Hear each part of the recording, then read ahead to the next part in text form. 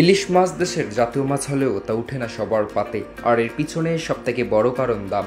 দেশের ইলিশ আহরণ ও চাহিদা বিবেচনায় দাম সাধারণ মানুষের হাতের নাগালে থাকার কথা থাকলেও সিন্ডিকেট সে পথ বন্ধ করে দেয়। তবে এবার শুধু চাঁদপুর নয়, শিগগিরই সরকার সারা দেশে ইলিশের মূল্য নির্ধারণ করতে যাচ্ছে বলে জানা গেছে।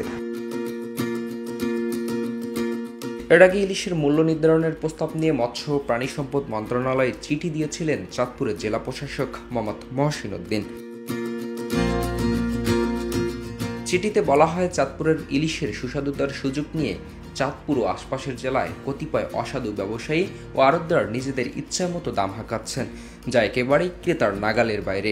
চিঠিতে বলা হয়, চাঁদপুরে ইলিশের সুস্বাদুতার সুযোগ নিয়ে চাঁদপুর ও আশপাশের জেলায় কতিপয় অসাধু ব্যবসায়ী ও আড়তদার নিজেদের ইচ্ছামতো দাম হাঁকাচ্ছেন, যা একেবারেই ক্রেতার নাগালের বাইরে। ইলিশের চড়া মূল্যের কারণে জনসাধারণের ক্রয় সীমার নাগালের বাইরে চলে যাচ্ছে। যেহেতু ইলিশ চাঁদপুর সহ অন্যান্য জেলাগুলোতেও ধরা পড়ে, সেহেতু কেবল চাঁদপুর কর্তৃক ইলিশের মূল্য নির্ধারণের উদ্যোগ নেওয়া হলে এর ফলপ্রসূ প্রভাব পড়বে না, যার ফলে চাঁদপুরের পাশাপাশি বরিশাল, চট্টগ্রাম, কক্সবাজার, ভোলা, পটুয়াখালী, বরগুনা, ঝালকাঠি সহ আরও অনেক সাগর তীরবর্তী জেলায় ইলিশ ধরা পড়ে। নদী বা সাগরে ইলিশ উৎপাদনে জেলেদের কোনো উৎপাদন খরচ না থাকলেও ধৃত ইলিশের দাম অসাধু ব্যবসায়ী কিংবা সিন্ডিকেটের মাধ্যমে নিয়ন্ত্রিত হয়ে থাকে। এ বিষয়ে চাঁদপুরের জেলা প্রশাসক মোহাম্মদ মহসিন উদ্দিন বলেন, ইলিশের মূল্য নির্ধারণের বিষয়ে মৎস্য ও প্রাণী সম্পদ মন্ত্রণালয়ে চিঠি দেওয়ার ভিত্তিতে মূল্য নির্ধারণের প্রস্তাব প্রধান উপদেষ্টা কর্তৃক অনুমোদিত হয়েছে।